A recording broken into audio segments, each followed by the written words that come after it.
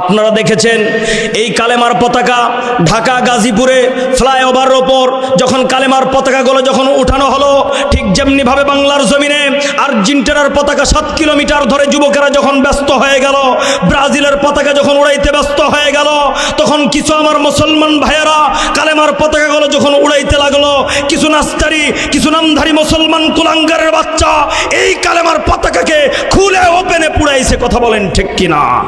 আমরা তীব্র প্রতিবাদ নিন্দা জানাই যারা আমার নবীর কালেমাকে যারা আগুনে পুড়িয়েছে। ও বাংলার বীর মুসলমান, মনে রাখতে হবে এই কালেমার জন্য আমার নবীজি রক্তাক্ত হয়েছেন, এই কালেমার জন্য আল্লামা মামুনুল হক জেলে গিয়েছেন, এই কালেমার জন্য আল্লামা দেলোয়ার হোসেন সাইদি জেলখানায় ছিলেন, এই কালেমার জন্য মুফতি আমির হামজা জেলখানায় ছিলেন। এই কালেমার দাওয়াত দিতে গিয়ে আমরাও বাধাগ্রস্ত হয়েছি। এই কালেমা অতীতেও ছিল, বর্তমানেও আছে, ভবিষ্যতেও থাকবে। এটা আমাদের নবীর সাইনবোর্ড। কথা বলেন ঠিক কিনা? এই কালেমা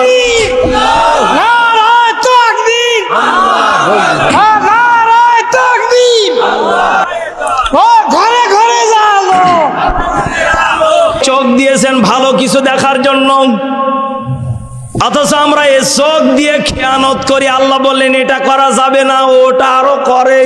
কথা বলে না কেন? বিশেষ করে আজকের এই মাহফিল আমি যুবকদেরকে কম দেখতে পাচ্ছি, কারণ তারা অন্য টার্গেটে বসে আছে। কথা বলে না কেন? তাদের টার্গেট হলো অন্য লেভেলের। বলেন তো দেখি আল্লাহ কি? ফিফা বিশ্বকাপ আছে না নেই? আচ্ছা, এটা মুসলমানদের জন্য হালাল না হারাম? অত বড় ফতোয়া আমি দেব না, তবে দেখা জায়েজ আছে। কি আছে? যুবকদের জন্য তো হালাল করা লাগবে নাকি?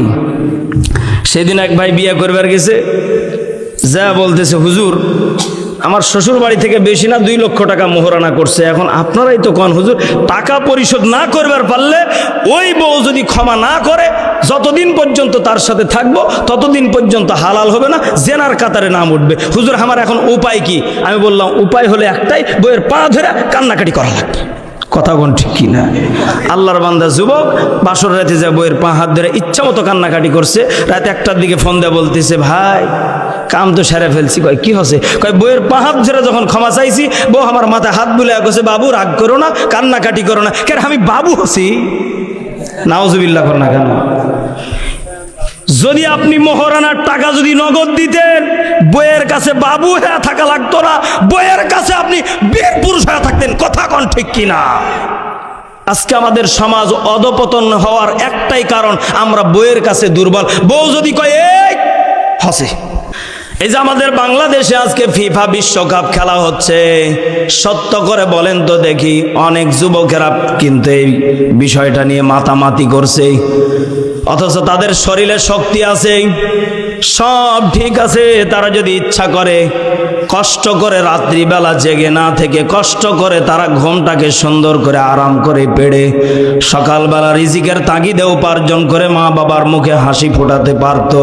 কিন্তু একই মা বাবাকে উল্টো তারা ঝাড়ি মেরে বলে, রাত 11টায় খেলা আছে, ঠিক মতো ডেকে দিবি, না হলে চাকরি সকাল থেকেই। কথা বলেন কেন? মা বাপকে এমন এমন হুমকি দেয়, দামকি দেয়, ঠিক মতো ডেকে দিবা। মা বাপকে আলাম বানিয়ে রেখে দেয়। বলেন তো দেখি, আল্লাহর নবী বলেন, মান তাশাব্বাহা বিকওম ফাহুয়া মিনহুম, যে যাকে অনুকরণ করবে তার সাথেই কিয়ামতে তার হাসর নাসর। বলেন বলেন, ভালো করে কথাগুলো বোঝার চেষ্টা করবেন। এদেশে যত যুবক মেসিকে নিয়ে পাগল, নেইমারকে নিয়ে পাগল, সত্য করে বলেন তো দেখি, একজনও কি এরা নবীর বিদ্বেষী না নবীকে ভালোবাসে? আরো জোরে। এই যে আপনারা কিছুদিন আগে দেখলেন ইরান আমেরিকাতে যুদ্ধ হয়েছিল, মেসি নিজে সাপোর্ট করেছে ইরানকে বসাও। কথা হয় না? ইরানকে বসাও, যত যা লাগে আমি দেব। আপনি কি করে কাজ করতে পারলেন? অথচ আপনি মুসলমানের সন্তান দাবি করে আপনি কি করে তাকে সাপোর্ট করতে পারেন? হ্যাঁ, আপনি খেলা দেখতে পারেন, তবে তাকে অনুসরণ না। কথা বলেন। অনেকে আছে খেলা দেখতে ভালো লাগে, হাদিসের ভিতরে এমনও কথা এসেছে, খেলা দেখে যাদের ভালো লাগে সমস্যা নেই, দেখতে পারেন, কিন্তু মেসি যেইভাবে কাটিং দিয়েছে আপনি ওই কাটিং দিলেন, মেসি যেই গঞ্জি পরেছে আপনি ওই গেঞ্জি পরে গর্ব করছেন। এই যে 3টা স্টার আমি বুকে নিয়ে ঘুরছি, নেইমার যেইভাবে পোশাক পরে ওই পোশাক আপনি পরলেন। নবীজি বলেন আমাকে বাদ দিয়ে যারা ওই নেইমার মেসিকে যারা অনুকরণ করলো তাদের সাথে কিয়ামতের মাঠেই হাসর নাসর হবে। জবান খুলে বলেন তো দেখি, মেসি নেইমার জান্নাতি না জাহান্নামী? আরো জোরে, জোর হয় না? তাহলে সত্য করে বলেন তো দেখি। এক চাচাকে দেখলাম সেই দিন, কত বড় মগা হলে এই কাজ করতে পারে। ও দাড়ির ভিতরে আর্জেন্টিনার কালার লাগিয়েছে। কত বড় শয়তান হলে কাজ করতে পারে। আচ্ছা বলেন তো দেখি, দাড়ি রাখছি কার জন্য? রসুলের জন্য। কার জন্য বলেন? বলেন। আচ্ছা এই যে দাড়িটা আমরা রাখছি, খুশি করব কাকে? নবীজিকে। নবীজির এটা একটা সুন্নাত, সত্য না মিথ্যা?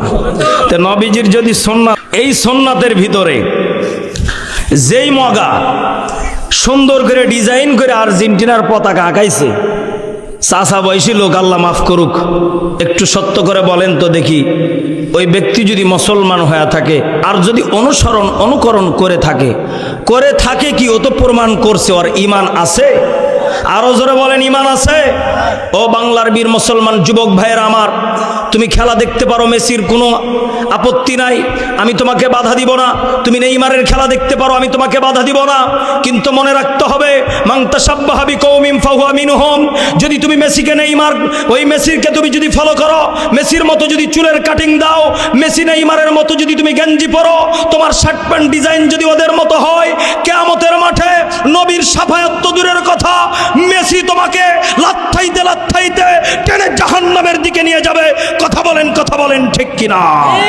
এই জন্য যুবক ভাইয়ের আমার, বৃদ্ধ বাবাজিরা আমার, তুমি দেখো তোমাকে কেউ বাধা দিবে না, কিন্তু তুমি যখন সাপোর্ট করবে, আমি মেসবা তোমার গায়ে আঘাত করব, তবে তোমার গায়ে লাঠি দিয়ে আঘাত করব না, জবান দিয়ে আঘাত করব।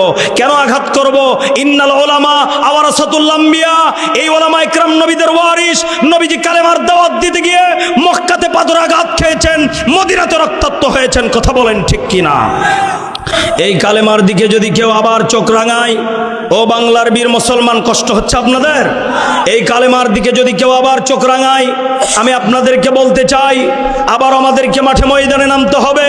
প্রত্যেকটা গ্রামে গ্রামে কালেমার পতাকা উড়াইবেন, কারণ আমার নবী ছাড়া হাসরে মিজানে কোনো মাপ পাওয়া যাবে না। আমার নবী হাসরে, আমার নবী মিজানে, আমার নবী ফুলসিরাতে, আমার নবীর শাফায়াত দরকার আছে না নাই? এই নবীর যদি শাফায়াতের দরকার থাকে, কালেমার পতাকা প্রত্যেকটা গ্রামে গঞ্জে উড়াবেন ইনশাআল্লাহ। একটু তাকবীর দেন, লিল্লাহে তাকবীর, লিল্লাহে তাকবীর। আল কোরআনের আলো ঘরে ঘরে